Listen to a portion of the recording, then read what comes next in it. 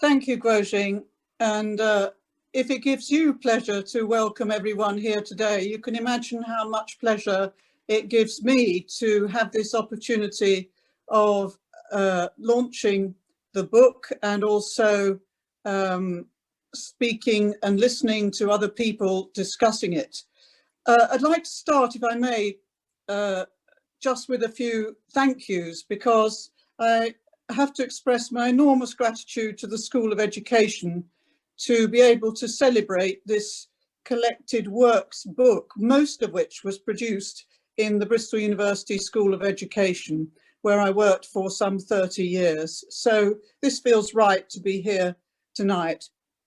I'd like to take this opportunity of thanking my fellow presenters, who are each going to speak for about 10 minutes to highlight different aspects of the book. And I'd like to thank you, Guojing, for all your support and help in bringing this event to birth, and indeed for Christy, who we're relying on tonight and has also done a great deal to make things happen. Thank you to Sarah Hyde, who is here from Routledge as the publisher of the book and who will speak briefly later. And thank you to all of you from, I think, around the world, many of you who are zooming in tonight. I'm sorry there isn't any wine, but I hope the event will be interesting enough to make up for that. I would like also to take this opportunity of recognising that not all of what's being celebrated in this book tonight was single-handedly done by me. Everybody knows that research is a team effort, and some of the teams that I've worked with, all of whom have been wonderful and brilliant and fun, some representatives of those teams are here. I won't single out individuals, but I'd like to recognise that that your contribution is as significant as mine in many of the papers included in the book. And if you'll forgive me, I would like just to thank my family, who are also here tonight, my husband and my children and their partners, because the book is dedicated to them and their forbearance for all the years that I spent writing various papers. So to our topic, does a sociology of assessment matter? This is really a topic I've tried to persuade students about over all the years that I was teaching them, that it does indeed matter profoundly. And I hope it will convince you tonight through our discussion quite how important a sociology of assessment is. I guess some of you think it's a bit of a grandiose term, a sociology of assessment, but if you give a minute's thought to the panoply of assessment activities that go on in our world today, there's certainly an inextricable aspect of life in educational institutions. We think about examinations and qualifications and targets and league tables, and increasingly of data. So there is a huge case for understanding the impact of those kinds of activities on every aspect of our social life. Obviously, the focus of my book is on assessment in education, but the issues are broadly similar if you took a different context. And so really what I want very briefly to mention in this introduction really is a picture, sorry, a brief word picture of the book. Perhaps you'd have the next slide, please, Christy. I guess when you start out an academic career, you don't really know where it's going to take you, and I don't believe anybody who thinks they do. And in the field of education in particular, our focus on what we want to research often changes in response to changes in policy and international fashions and trends. Some of you, few of you perhaps, will know that my career started by accident when I was recruited as a very junior researcher to work on a project in Scotland run by the Head Teachers Association of Scotland called Pupil Profiles. It was an effort to find an alternative way of certificating young youngsters who would not get exams results when they left school. Over the years, my research morphed through records of achievement into national curriculum and assessment research, and later on into assessment for learning, and last, but I think perhaps most profoundly, my latest interest in technology enhanced e-assessment. But two constant threads run through this book which have woven my work together. One of them is my initial training as a sociologist, and the other is my training which I acquired largely through my master's degree in comparative education. I now believe quite passionately that using different education systems to compare how education is delivered at different levels, nationally, regionally, even locally, is the only real laboratory that sociologists have. And early on, I thought about the constants and the contexts in educational provision that vary. Some things don't vary across different cultures and other things do. And a sociologist wants to understand why that is. And so that's why the book is subtitled Comparative and Policy Perspectives, because it does draw on these different themes, and it includes both theoretical writing and also extracts from a whole series of major empirical studies, mostly comparative studies, which I've been involved in. So if we turn to slide 3, this illustrates part 1 of the book, and it's the bit that I hope Joanne's going to focus on in a minute. But early on, it came to me that it's important to understand the functions that assessment plays in education and society, or for society. The first of these is the recognition of people's competence in a given activity. And then after that comes and came the use of examinations to provide for competition between competent people, so leading to selection. And then, perhaps less often recognised, is the role that assessment plays in education in shaping the content of education.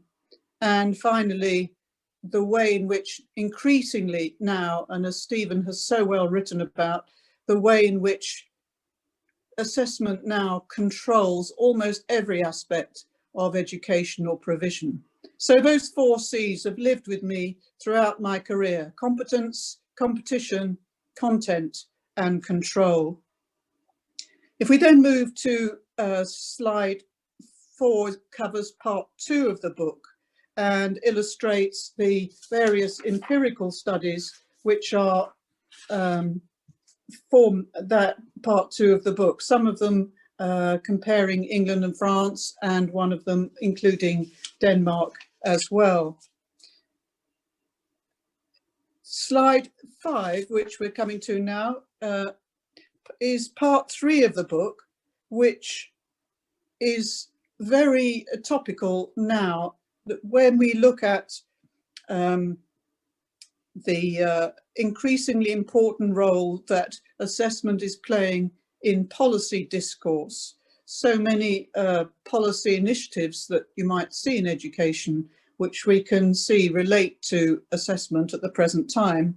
And that leads very naturally into the part of the book, the last part of the book, which deals with something I've called the assessment society. It was a term that I toyed with for the title of the book, but it's perhaps a bit too limited. But how we live now, and how relatively new insights now are emerging too around assessment that has a completely different purpose, assessment which is designed not to measure learning, but to promote it.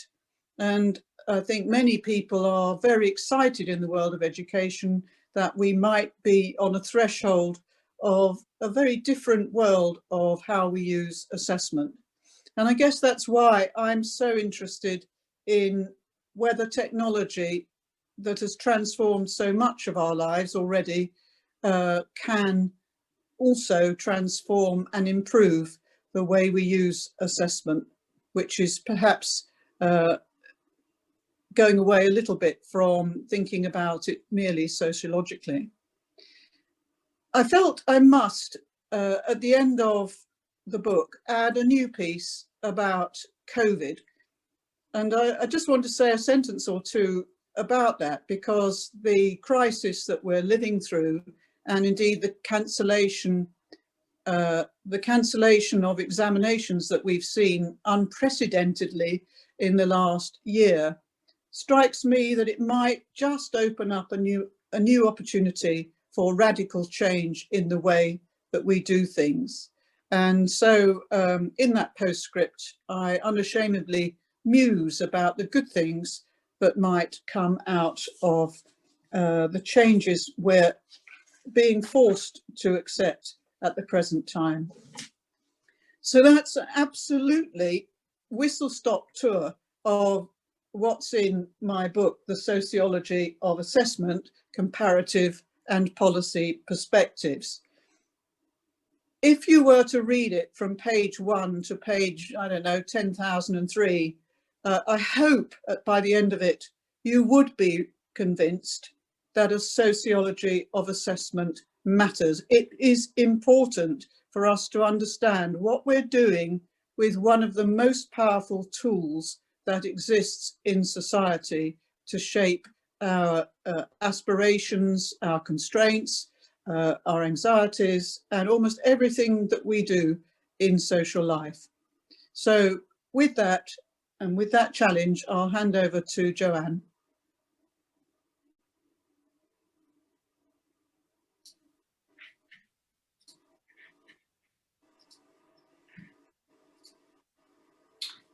Thanks very much, Tricia. Can I just check you can hear me? Yes. Yes, thank you. Well, I have to say that before reading this book, obviously I knew of Tricia's work and have very much enjoyed being in dialogue with that again over the past while. During this period as director of the department in Oxford University, I have been captured by the Research Excellence Framework. So I read the book with irony about the effects of my current work upon me and the control of us all as individuals. And it also occurred to me what the opportunity costs of this were, all of this exercise, how it's chewed up people's time. And that's one of the issues I think that arises from Patricia's work. I'm really, really pleased to see that this book has been included in the World Library of Educationalist series. Certainly her work would have been one of my picks because it's distinctive and it's added really a different voice to the field. And in Stephen's introduction, he mentions that it's almost a history of assessment as well over the past few decades. So certainly Tricia is a great thinker, and we see that throughout the book. As she's just said, her work was a kind of precursor to the technological surveillance that we now have in this modern era, and also in the age of the algorithm and AI. So it's a really, really interesting read.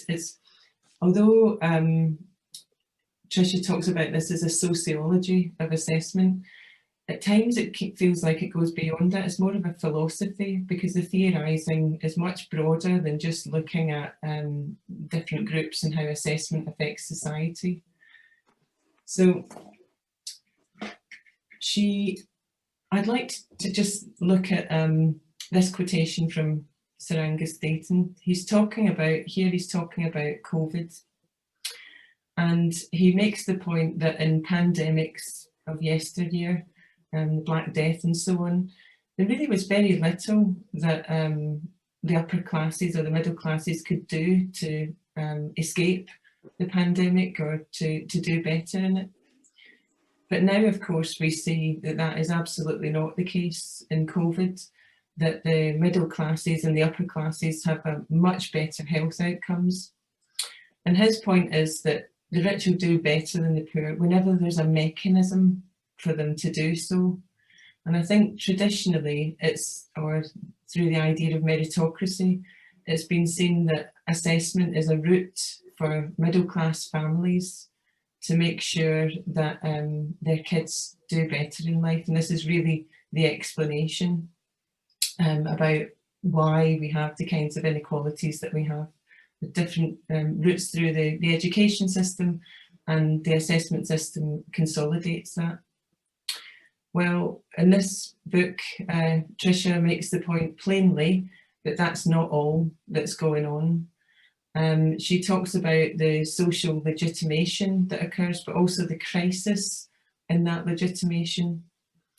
And she talks about the fact that schools are not just assessing through the formal assessments either. So uncharacteristically, I'd like to recount an anecdote, if you don't mind. And throughout my schooling, I had free school meals, and but did well in assessment. So you could say that that was a great success of the rationality of assessment and what it can do to emancipate people from different backgrounds. So obviously my school must have been doing a good job of that rational assessment, right? Well, let me just tell you about one of the experiences I had where I heard tell that there was going to be a class, a small class of people who could take 3 sciences. So that appealed to me. I thought I would be the kind of person who could benefit from doing all 3 sciences, and I put it down on my form. And lo and behold, a few weeks later, I was called to the headmaster's office. So I was sat outside thinking, I haven't done anything that he knows about, so I can't really see what this is going to be about. And when I got in there, he explained to me carefully how it was going to be a small class for 3 sciences, and how this wasn't something for me. So just note, I'm there on my own, without parental support, none of that's going on. And then eventually, when I did get the opportunity to speak, he was really dismissing me. I said, so what are the criteria then for taking the 3 sciences? And he explained that you'd really have to do well in your exams. So I asked him what it was about my report card that meant I couldn't take 3 sciences. And it was then that he looked. So then he noticed that I actually had all grade A's. So somewhere in that school, they decided that I wasn't the kind of person who should take 3 sciences. So the judgments were much, much broader, and the channeling and filtering of all the opportunities is clearly still there. So forgive me for an anecdote, but I think that it's actually quite hard to bring this stuff alive unless you see the lived experiences of people. And in this section of the book, Tricia talks about, and she very authoritatively draws on the work of all the great and the good, Weber, Durkheim, Bernstein and Foucault, but she channels it and links it more carefully to the realities and practicalities of educational assessment. She draws out the main themes of their work and talks about how individualism has made these themes then are connected with assessment in a way that make them legitimate the kinds of inequalities that we have. So it's a very broad piece because she's really talking about how society is shaped, not just the individual experiences, but here when she talks about individualism, for example, she's looking at how ideologies are legitimated through the focus on the individual. When she looks at rational authority, she's talking about the idea that we're no longer talking about values. It's now become a technical approach to how people are to be evaluated. And all of this legitimating where we end up as a society. So she talks about the legitimation crisis that we have, and draws upon Habermas there as well.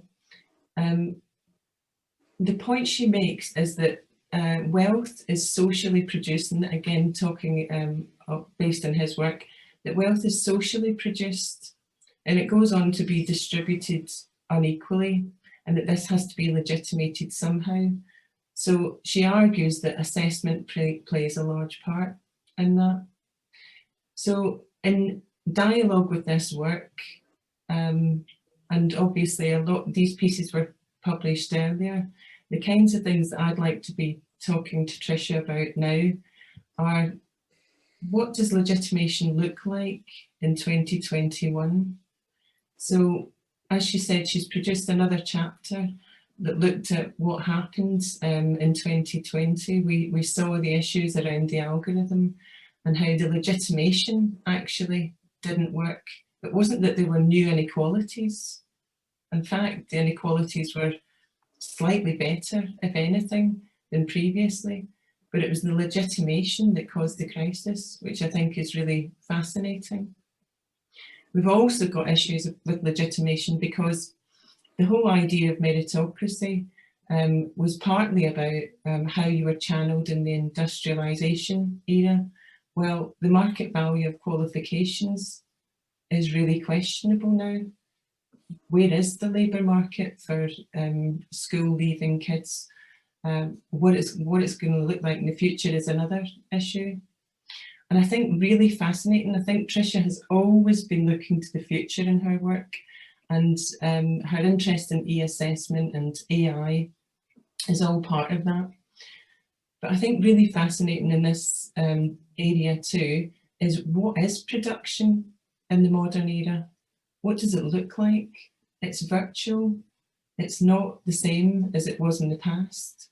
And it's so hard to see how assessment is going to legitimate the inequalities in the way that it did in the future. So I think all of this feels like we're on a cusp of quite a different logic behind educational assessment.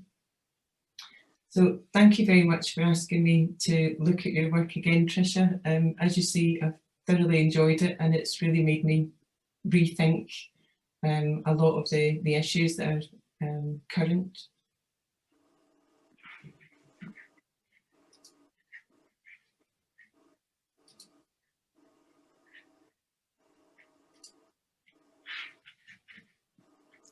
I don't think it's for me to say, but I think Stephen's going to speak next. Thank you, Joanne.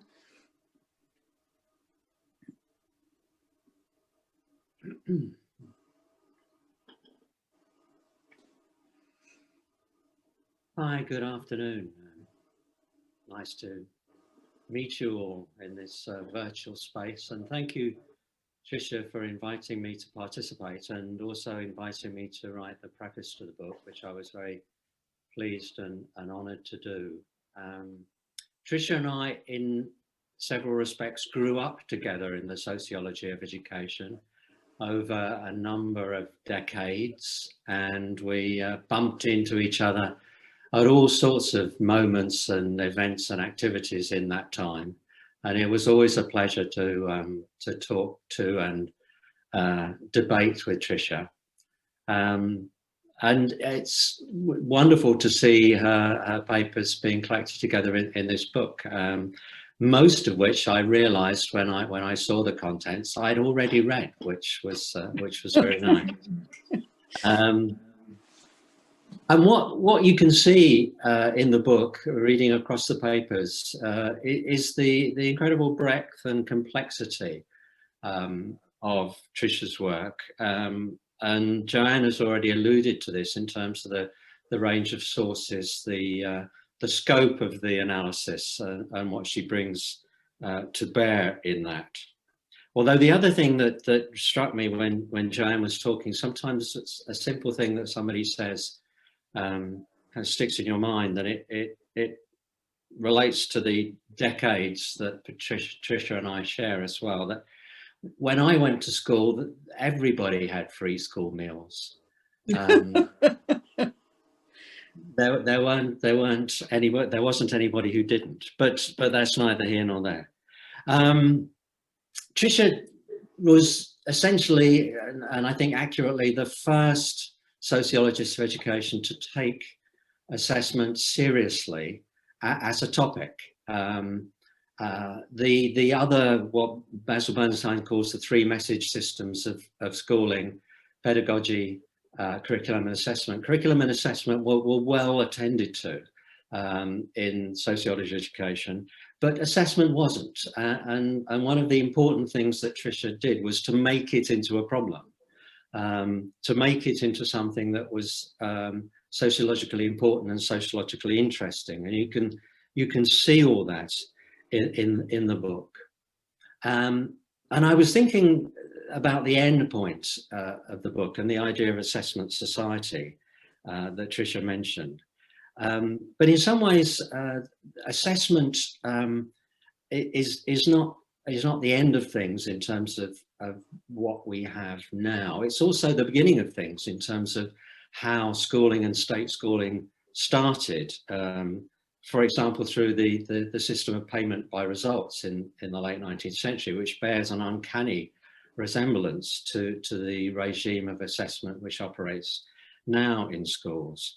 The three message systems, curriculum, pedagogy and assessment, produce the fundamental building blocks of schooling. But assessment itself was borrowed from elsewhere. It came from the military and from the civil service as a technology for managing a modern institution. And it applies, as Tricia said earlier on, across a whole range of other institutions. But it's fundamentally a modernist device for organising institutions and organising the people within those institutions.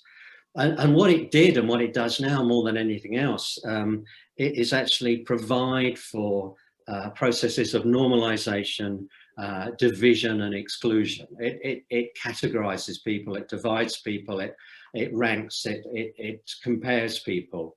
It makes it possible to relate them to particular identities or more profoundly subjectivities. And in many cases, it also relates to their impossibility as educational subjects by excluding them either internally or externally. It's an incredibly powerful mechanism for working on the social subject and producing the social subject. And it continues today in ever more sophisticated forms. We've moved away from a system which began by drawing from the military and from the civil service to a system which has drawn its contemporary iteration and articulation of assessment from business in the form of performance management. And this, I think, is itself very telling. And now the school is aligned with a range of other institutions in a different way. In the 19th century, as Foucault says, schools and prisons and hospitals were essentially the same. But now the situation is that schools and businesses are essentially the same, that they're all involved in producing forms of surplus value. The school produces that indirectly in terms of capital or labour, and more directly in terms of performance. It produces individual and collective performances which are then consumed in various ways, but are also compared in various ways. And as Tricia explores in more than one paper in the book, performance management as a technique is incredibly powerful. It works, as Michael Barber puts it, to provide a mechanism of deliverology, what he calls deliverology, which links the student's desk to the minister's desk.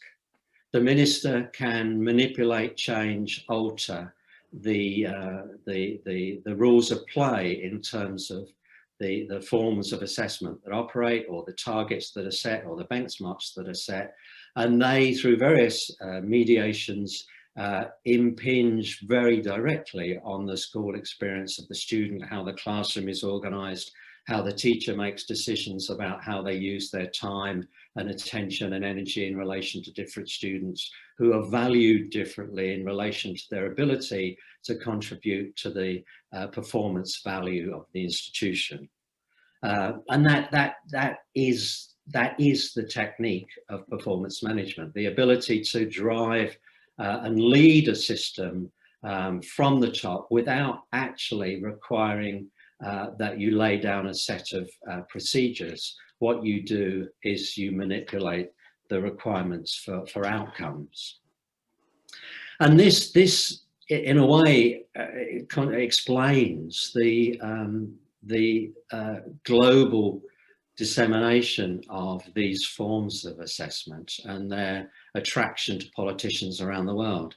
As people like Patchy talk about it in terms of what he calls GERM, the Global Education Reform Movement, assessment and assessment technologies are one of the key aspects of reform, almost wherever you look, because it places in the hands of politicians this enormously powerful set of possibilities. So that assessment provides for the management of performance, and the management of performance allows for the management of behaviour. So this becomes a technology which not only has an economic effect, it also has a political and subjective effect in terms of the way that it operates in schools. And for me, the other contemporary issue about assessment, which again Tricia touches on a number of times in the book, is that it's now rendered into the form of a neoliberal double, as I would call it. That it allows for, provides for, and delivers both governance as a way of managing individuals and the population, and profit at the same time. Because assessment is now an opportunity for business to make profit from education, and it's one of a multitude of such opportunities which operate across systems and within schools. And we can see this very starkly now in the violent shift towards remote learning, that there are hundreds of businesses which are jostling for remote learning opportunities that they can sell to schools, to governments, to parents to operate in relation to their own children. So we see, for example, recently, I'm sure people know that both Google and Microsoft offered their suite of educational resources free to schools in the period from March to September 2020, and in the process signed up tens of thousands of new account holders, and thousands of schools as subscribers. And in that suite of resources, assessment is one of the facilities that they offer. And businesses like Pearson offer the full suite of all educational technologies. You can essentially buy an educational institution online, which will offer you curriculum, pedagogy, assessment, and management, things like admissions procedures. And you can operate that through their systems, but also, of course, within the limits of their systems. So I think that's where we are now, and that's where Tricia gets to at the end of her book. I suppose I would finish by saying and we've visited this before, I think, Tricia and I, on occasion. I think Tricia still holds the notion that assessment in some way is redeemable, that there can be good assessment. I think I've come to the view that assessment is irredeemable. And as Foucault would put it in relation to assessment, that not all assessment is bad, but all assessment is dangerous. Thank you, Patricia, and good luck with the book. I hope lots and lots of people read it because they should. Thank you very much, Stephen. Let's welcome Patchy. Good evening, everyone. It's a real privilege and honour to be speaking at this book launch. I speak as one of Patricia's successors in the PVC education role at Bristol, and want to welcome her back. It's fantastic to have this book launch, which reflects so much of her career at Bristol here.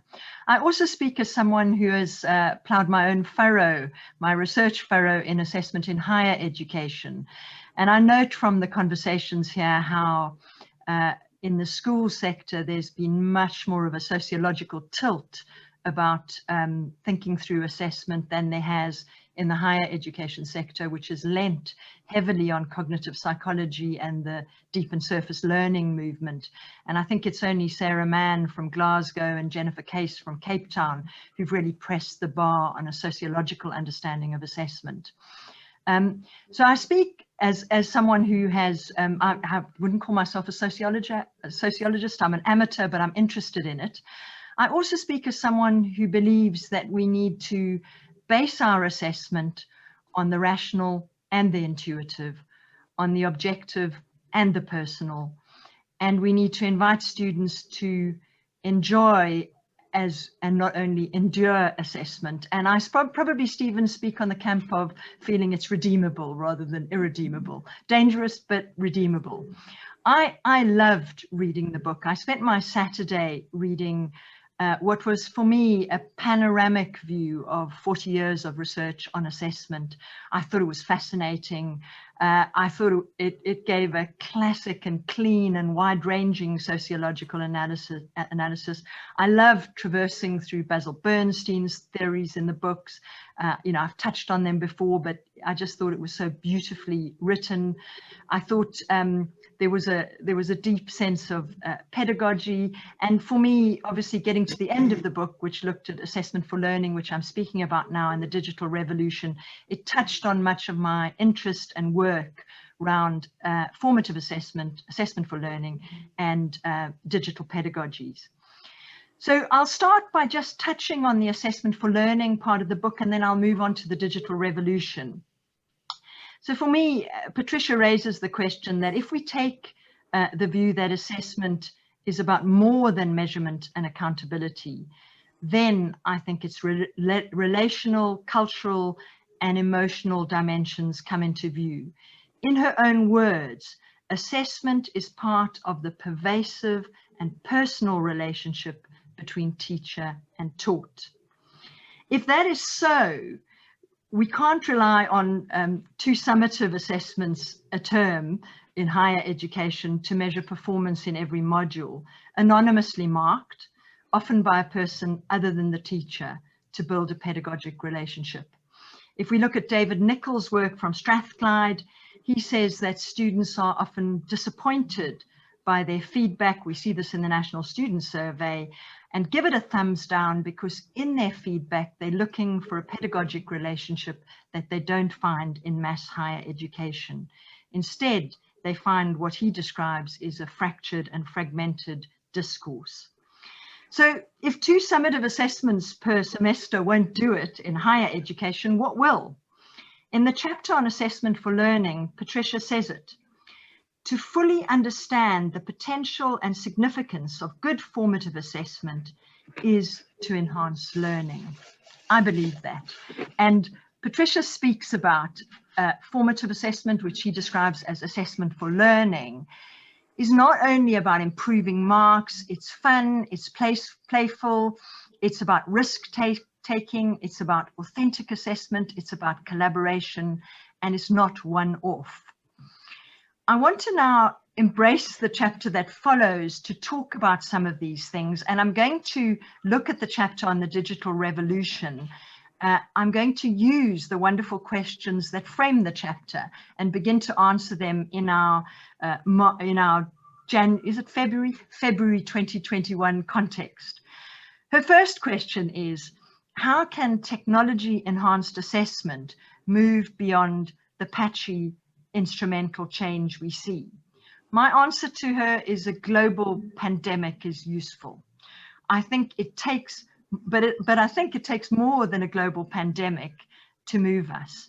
I think the school sector has been quite patchy in implementing digital teaching and assessment. We've seen and read about that, and what Patricia might celebrate as the abandonment of exams by the school sector, I would argue might have been a dereliction of duty, that actually we didn't look at the outcomes for students in a systematic way. And I'm not saying that you know, exams are perfect, but I think the higher education sector has been more agile about shifting our teaching and assessment. While that's not all glory days in higher education, I think some of what we've seen, and we've seen it in some of Britain's most august universities, has been a replication of traditional assessment methods on digital platforms. And I think we've got a better opportunity than that. I think the disruption presents us with something that is more exciting. And that's Patricia's second question. And I've bundled your questions here, Patricia. In the article, in the chapter, you talk about what do digital technologies offer and how is knowledge and performance different when represented digitally? I think what we found at Bristol and in translating into online assessment and teaching, I think we found much more opportunity for slow pedagogies, for writing, for students writing through the term often rather than for two summative assessments. I think discussion boards, the visual representation of their thinking, and the kind of embedded formative, what you would call formative assessment or formative writing by stealth, has happened with peer feedback, self-evaluation, discussion, conversation. I think strangely, there's been a more personalized education with more conversation happening when we've taken our virtual learning environments and removed the possibility of them simply being repositories for stuff and made them more interactive. So I've loved the fact that I've seen students writing more. And we know from the literature on writing that when you write, you think. And I think our students are thinking more, and they're thinking critically more because they're writing in conversation with others and they're seeing one another write. We've seen at Bristol much more engagement in learning throughout the term. In relation to representation and digital possibilities of that, some of the more creative end of assessment in our university has been students doing podcasts, doing blogs, and crafting assessments for a real audience, getting some agency, being creative, being autonomous. So I think that's, for me, the exciting possibility that digital assessment has presented, or digital technologies for assessment. You ask another question, Patricia: how do we address the ethical and social risks of the digital?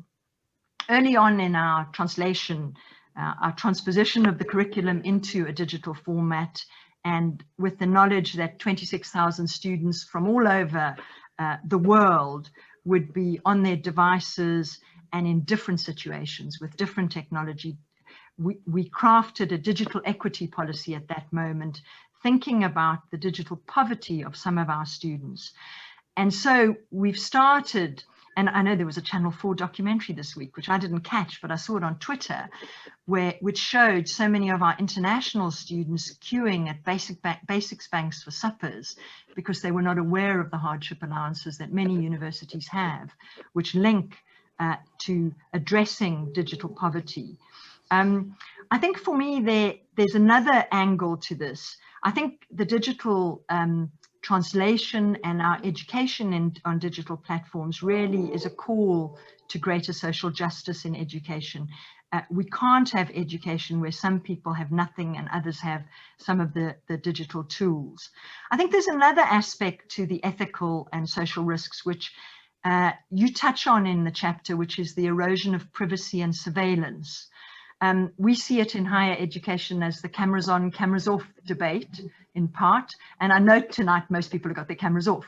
And there's something about the invasion of privacy and how we handle the tension between building pedagogic relationships with students, building presence online, and privacy. There's a tension there.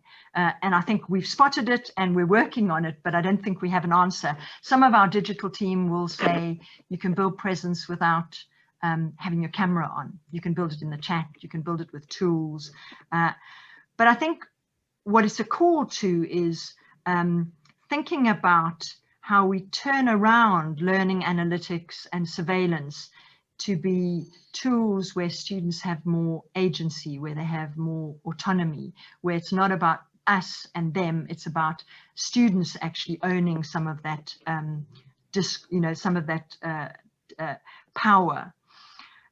Your final question is, where is the cutting edge in your chapter on digital, the digital revolution? Well, I would say the cutting edge is where we are now in every school, every university. And, you know, being the PVC education at Bristol, I'd say it's at Bristol, but other people may argue here.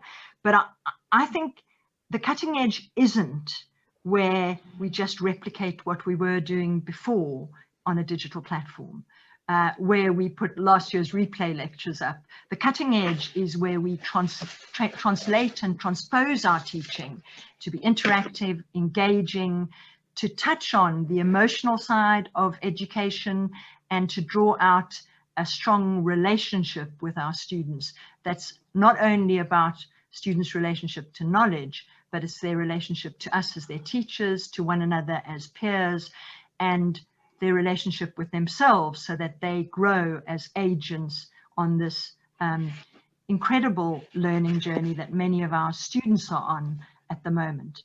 So I'll finish there. I was going to read you a poem. I don't know if I'm out of time. I'm probably out of time, so I'll stop. Do you want a poem? It's a poem about assessment. Go on.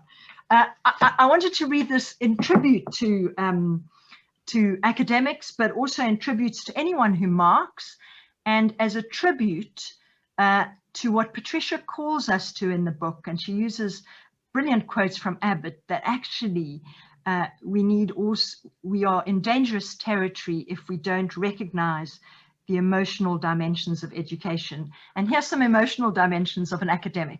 It's called Weekend Plans, and it's from, if you haven't got it, it's a wonderful book by Kathleen Quinlan, who was at Oxford, Joanne, on how higher education feels. This is a poem by David Holper. Weekend Plans. In a talk I recently heard, the speaker said that at 50, a man has less than 1,500 weekends left in his life. Having chewed on this fact for the last week, I now realize that my 1,499th weekend is coming. And so I'm making big plans. On this 1,499th remaining Saturday, I plan to grade a stack of student papers. But knowing that there are only so many of these Saturdays to sit through, I'm planning on writing the most remarkable comments and grades I have ever composed.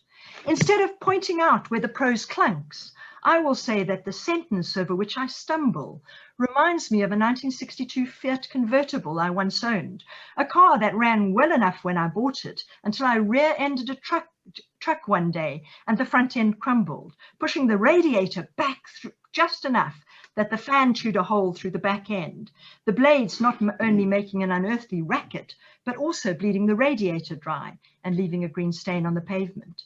And instead of pointing out that a comma is not a coma, and no one and a lot are two words, that a manor is a large country house, in a manner of speaking, and that collage is not an institution of higher learning, I will point out to them that Shakespeare too invented new spellings and words, so that rather than see their grades as a kind of condemnation, they might rather embrace these marks as a sort of celebration of their wild and anarchic spirit, which has emancipated itself from all bounds, from all pedestrian, prosaic concerns on this glorious remaining 1,499th Saturday. There we go. Thank you. And thank you for the privilege, Patricia. Wow, what a wonderful poem. And these presentations. I think it is truly a rare opportunity for us to be able to listen to the wisdom of the visionaries, and I want to say veterans of education assessment that this country has got, to ask them to talk about education assessment in one Zoom room. And I believe that, you know, we can ask them to talk about for hours, and with participants from around the world attending this seminar. I know I've received some private message from people in China. Actually, it's now nearly, what time is now? 3 o'clock or 2 o'clock.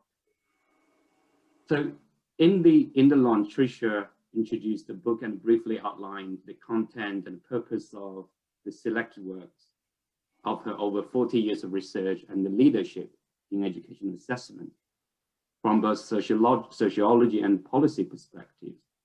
And Joanne talked about the role of assessment in society, its key functions and inherent tensions, in particular the rationality of assessment as domination, legitimization, and so on.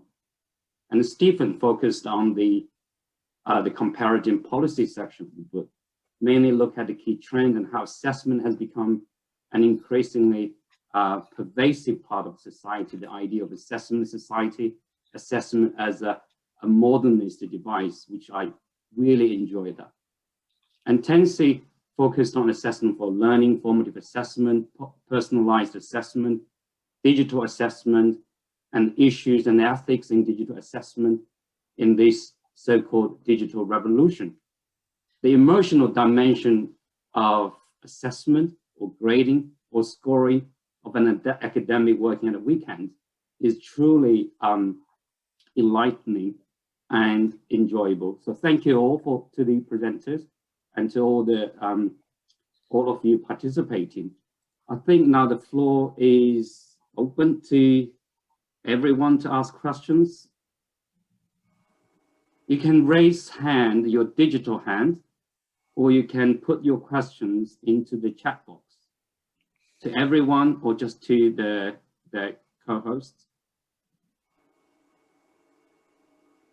There's two hands raised, Gershing. Two hands raised. Actually, I can't see them. Yeah, okay. Harvey Wolf is the one I see it on the top. Yeah. You can turn on your microphone, apparently that's needed, and also your camera. Harvey Wolf.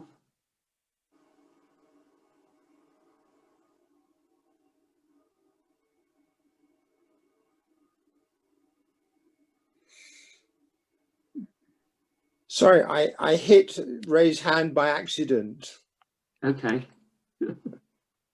Just to say how much I've enjoyed the talks. Thank you very much. And Roger and Elizabeth Murphy. Thank you. It's actually Roger Murphy who's asking the question or making the point. Tricia, thank you very much for for the book and for your work. I think our paths have crossed over many years. I think it's about 43 at the last count. But you've made such a distinctive contribution to the field of educational assessment, and that's been great. And I think the respondents tonight have really done justice to that and brought that out. So I think the one thing I'd like you to ask you to comment on a bit further, I suppose, is the future of the sociology of assessment. What you've written your book, you're coming. You've drawn together a lot of your work. What if it was a young sociologist of assessment, and of course I'm not that, but if it was one, what would you see as the kind of big areas to develop in the coming decades? Wow, what a question, Roger. Didn't anticipate that at all. I think our discussants tonight actually have laid out the territory for an answer very well. I think what Tansy was saying in her talk about the really positive developments in pedagogy and assessment, which have been brought about not least by the pandemic, but was already there as a trend in expert thinking in assessment. I think that offers us a really bright vision of not only a transformation in assessment, but also transformation in teaching and learning more generally, to come to understand it differently.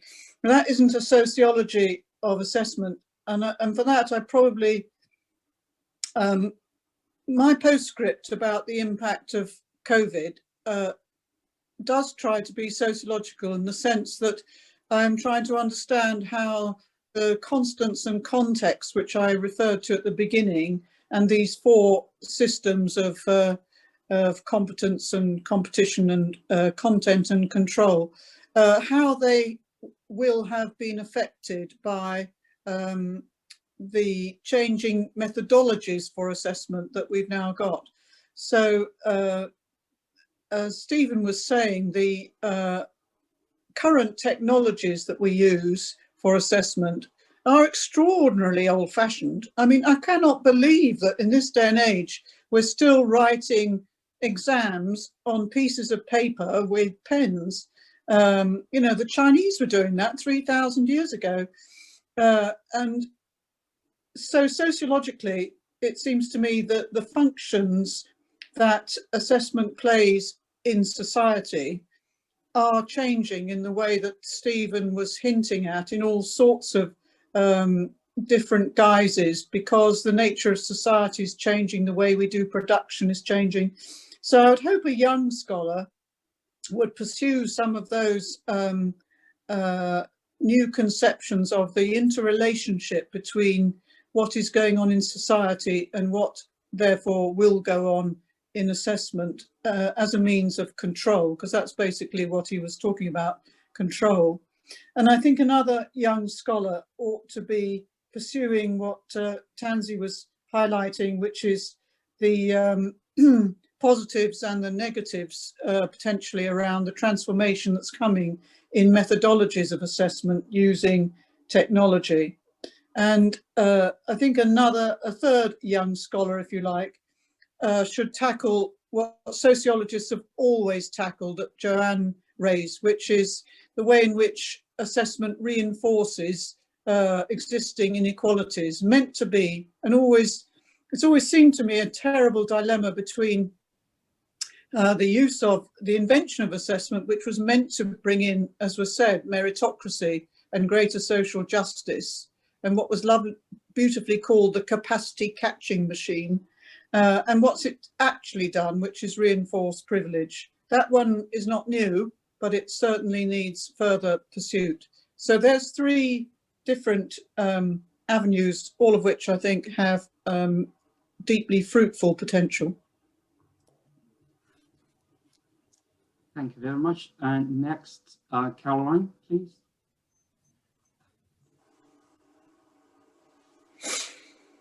Hello, Tricia. It's Caroline Gibbs here. Hello, it's Caroline. It's very nice to see, I was going to say, the old gang. And thank you very much for writing a book in order to get us together again.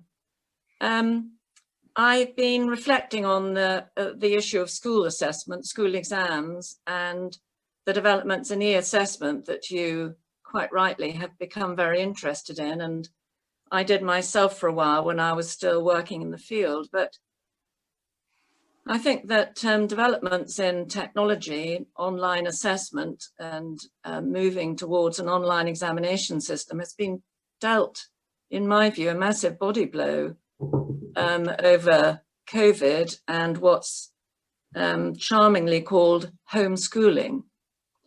And I'm wondering whether we're thinking about digital assessment being based within school, or whether we're seeing it as somehow connected with studying at home and moving to exams at home. And indeed, last summer I was on a committee of Ofqual, along with Joanne and Gordon and a couple of other people, and the chair at one point said, we were talking about how to manage GCSE and not having GCSE and A-levels, how to get grades for students for the end of the year. And the chair said, if only we could do online exams, all our problems would be solved. Well, of course, what we know now is that it's not just digital poverty that is embedding social discrepancies in schooling. The connectivity is almost a bigger issue.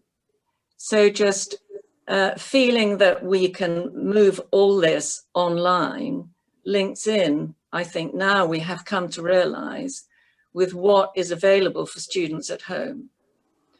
So just one very basic and boring but absolutely relevant example. Broadband is patchy, but you can't get a broadband contract unless you have a settled address, a bank account, and a credit rating.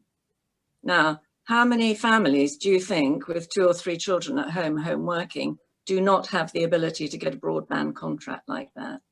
So they're having to do pay as you go and so on.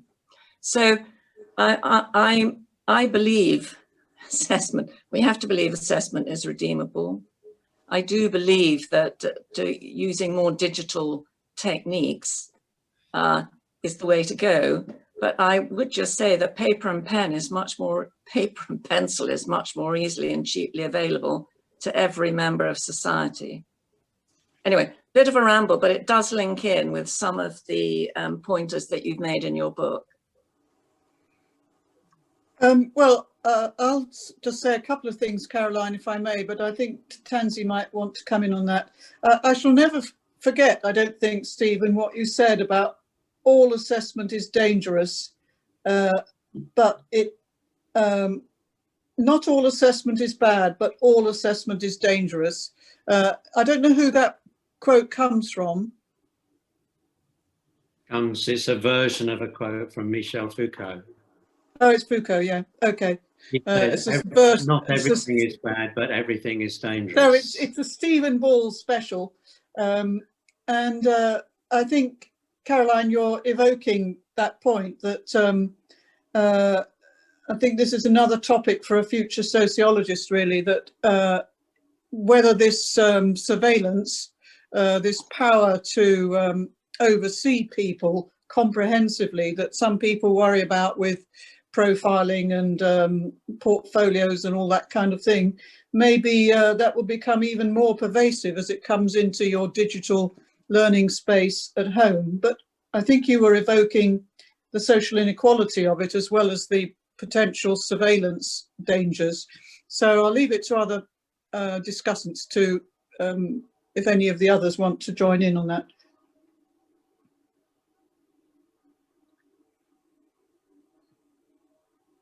I wouldn't mind coming in on that, Patricia. I think when we talk about digital poverty, I think we're talking about hardware and we're talking about connectivity. And I think Caroline's absolutely right in terms of parents who don't have an address, a credit rating, not being able to get broadband. But I think this is the real call to social justice. I think part of what we should be lobbying for is broadband to be a pervasive right rather than a privatized good. Because I think if we get more digital assessment and we have to have online exams, if the pandemic rumbles on in different forms, we will just widen inequality if we don't address this issue. So for me, there's a real call to action around connectivity, which you're right, it's a worse problem for higher education students. You know, when we do pulse surveys, hardware is much less of an issue than connectivity, and some of it is you know, just living in a rural area, but a lot of it is related to not having decent broadband. And in the context of universities, it's houses of multiple occupancy with 8 people trying to stream lectures. It's not plausible. So I think there's work to be done on that to make it work.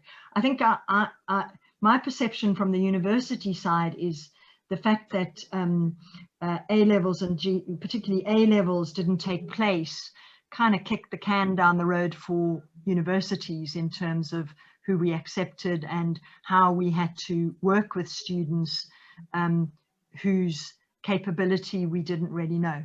So I think that for me was the issue, and it would have, I know there were teacher assessed grades, but I kind of, it was quite hard to understand what they meant. Yeah, thank you. Tricia, can I engage? Yeah.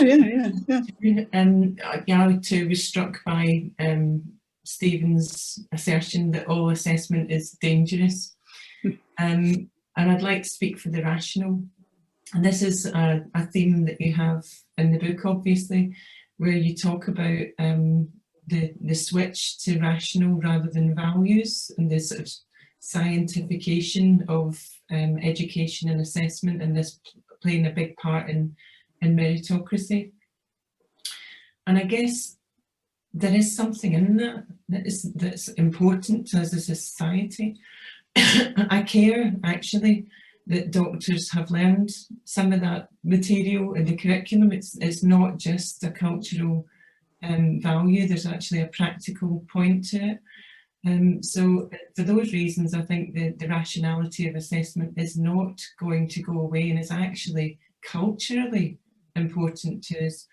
But the other thing that struck me when Stephen was talking is I can see the dangers of assessment, of course, and we know about the biases and so on, but what's the alternative?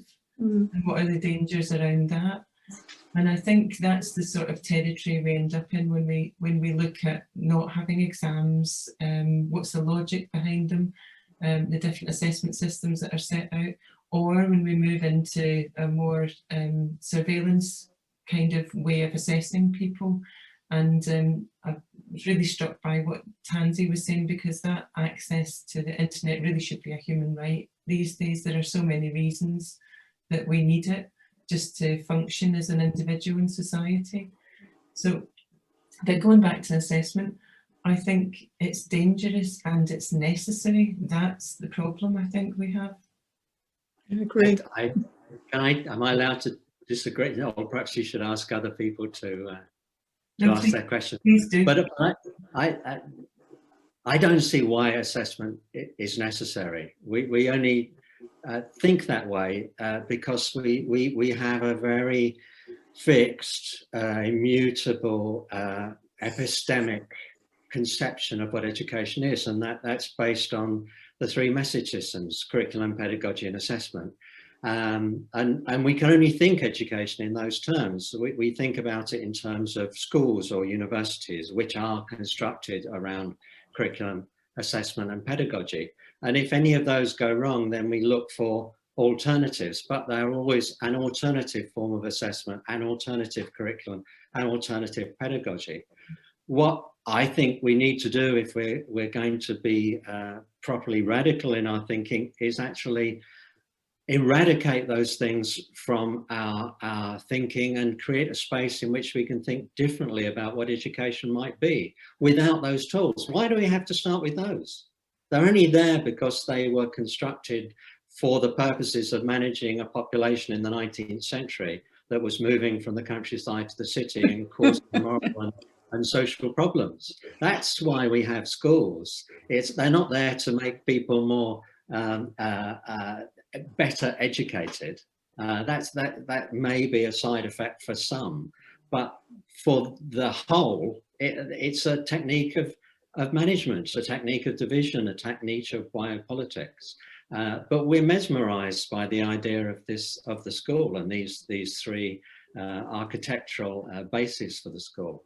And I think we do, if we're going to be proper educationalists, we have to think without them. And so that's the real challenge. I'd like to challenge that from outside the field, not being a sociologist. So coming from the field of psychology, my challenge is this, that these judgments and assessments are going on all the while. And we see it in Foucault's work. He talks to this a lot, doesn't he? So the question is, yes, we can set aside these formal assessments that we know well, and we can study their functions in terms of control and so on. But those assessments will be going on in any case. It's part of human nature. It's part of the way that we as social animals sort out status in society and unequally distribute things. So I don't think assessment is going away anytime soon. And so I'm actually saying I think an even more radical thought is needed about how we would construct an education system without assessment in any shape or form, and I don't believe that's going to be credible in human society. Wow. We won't do it now, but we'll have to talk about human nature and whether or not we can use that as a way of explaining things. Anyway, I'll be quiet. Sorry, Guojing, over to you.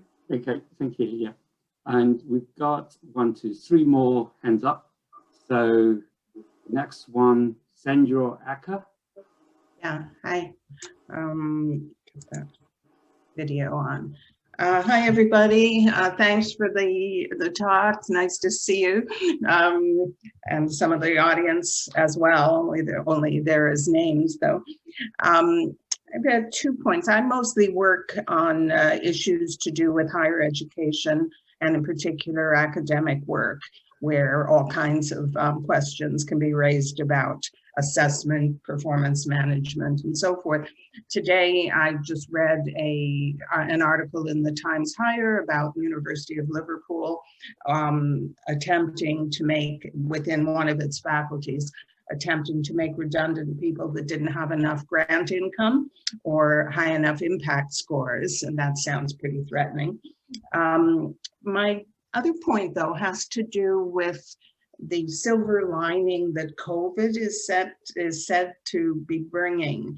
And I am reading that over and over again in one form or another, and I think it's kind of wishful thinking, although probably there will be, improvements in a number of areas.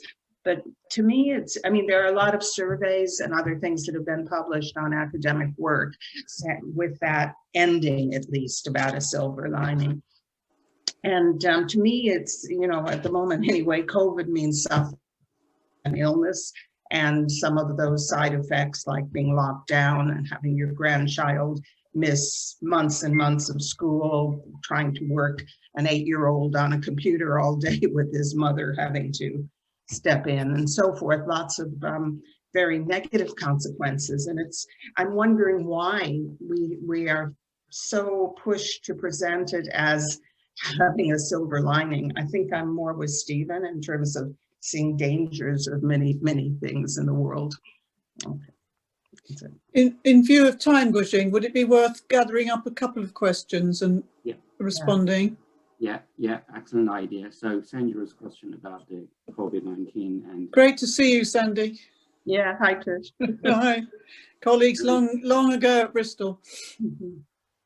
Okay, next one, Rose from... Rose. Yeah, hi. Yeah. Hi, Patricia, great to see you. Hello, Rose. Hi. Delighted to be here. Thank you, for all your written prose over the years and your personal advice and expertise in our fields. Just going back to the use of technology, though, I just want to make the point, I think, that, yes, we know there are, and it has been exposed, the whole idea of connectivity and the social issues to do with connectivity, but I would still raise the point really that the use of technology and the way that obviously actually the use of technology has been fast forwarded in many areas over the last year starts to re-establish the question of not how we assess but what we assess. And I think that's the opportunity, really. There we all know, particularly in schools, there is a real disconnect between the way that students learn, their interactions with the technology in their everyday life, and then the way that they have to step back into writing essays once or twice a year. I think we have a marvelous opportunity to make some connections between those two aspects and actually then consider about, more authentic ways of assessing skills and values and competencies for students going forward. Thank you. And Jeanette? Hi, everybody. Hello, it's really... Hello, Jeanette. Live from Belfast. I'm just saying how fantastic it would be to be in a room with you all and to see you all. That would be a real treat. However, it's been really fantastic to listen to everybody and to hear the questions. I suppose my question to you, Tricia, is maybe around theory and what theories can help us. I think we've had the stranglehold of psychometrics on assessment, and that's why everybody rushes to say we must change it, it doesn't suit, and I was interested in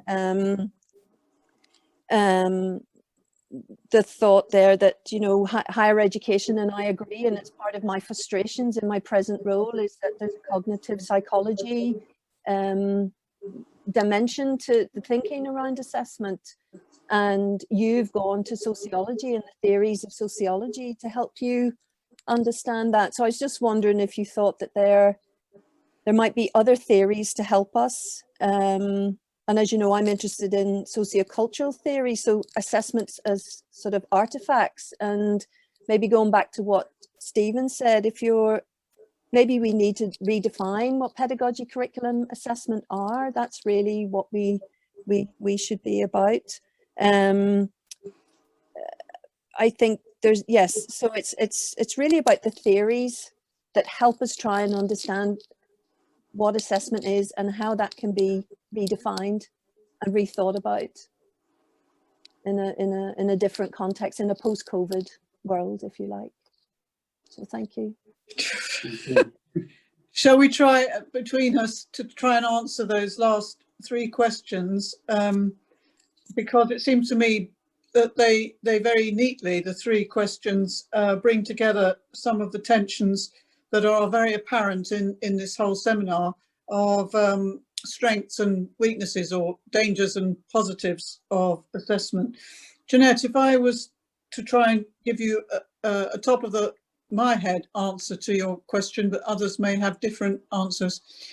Actually, what I really care about in a practical sort of sense is recognizing that learning takes so many different forms, and why people learn and why they're motivated to learn is fundamentally important. And again, to pick up another anecdote following Joanne's example, when I used to give lectures to random groups of people, teachers and so on, I used to always, or very often, start by asking them to remember an assessment episode that they'd experienced, like whatever.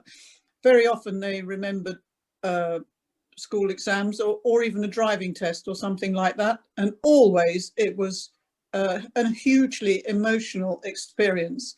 And I think the thing that bothers me is the way, as Joanne was saying, you know, this rationalism that we're just doing a sort of measurement job here, but every time you measure somebody, you actually impact hugely on how they feel about themselves, about learning, and so on. And so I'm not sure what theory, Janet, that would come under, but I think the frame of reference needs to change from, and that picks up sort of Rose's point, that we have increasingly got the technologies to do, to assess different things, to focus not so much on what the tools are that we use for assessment, but to understand what we're doing when we assess people. I mean, that's in the sort of assessment for learning stable, not the sort of macro stable that we were talking about earlier. But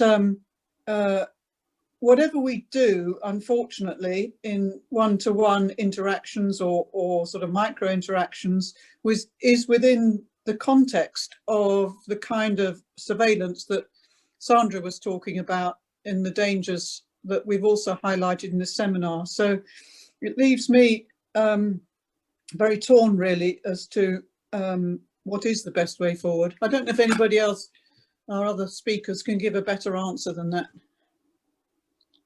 I would only add that in a way, the way the questions are formed, I think, for me, illustrate the argument I was trying to make. There's this kind of ravenousness of assessment. And we've got to the situation where something is only worthwhile if we can assess it. And if we can't assess it, then it's not worthwhile. And what we neglect in that is what assessment does to what it is that we assess. Yes. And whether we leave it untouched by assessment. So I would go back. Rose said it's not a matter of how we assess, but what. But I would say it's not a matter of how we assess and what we assess. It's why we assess. Why are we assessing these things? Why is this drive to assess everything and constantly expand the boundaries and the subjects and objects of that which is assessed and is accessible? I think that is where the danger lies. Anybody else want to comment on that one? I just wanted to, oh, Caroline, you coming in? I did put my hand up, but it didn't quite work. It is work. Oh, good. The thing we have to also engage with is what the general public thinks school is for. I mean, I absolutely take Stephen's point. We're framing all these questions within what we understand by schooling.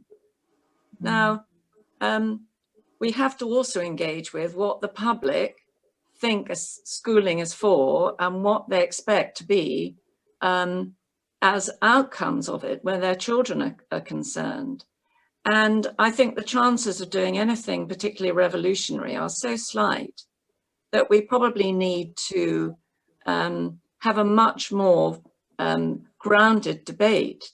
I mean, last summer, when there were no exams, the average person on the street, the average parent, just assumed that teachers would look into their mark books and look at the marks they had for that student, for that course, and produce a grade. They could not understand that there were more issues than that involved. So I just think that, I think everything we've talked about this evening absolutely needs talking about, but there is this huge gap between what we are talking about and thinking about and what the general public understand and are thinking about. And I think for, you know, the aspiring young sociologist or educational psychologist, that's an area that I really would like to see the next generation getting to grips with, how we can have a conversation outside our theoretical areas that can move public opinion forward.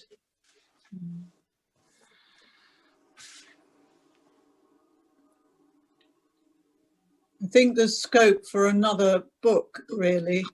There's been incredibly large range of topics tonight. I don't know, Guojing, if you're moving towards winding things up, but I was just going to make a synoptic statement, and I may be properly sociological term, maybe our speakers would like to make one brief synoptic statement too, but I just think this conversation tonight has illustrated what an enormous tapestry assessment is, and there's so many questions and so few answers, but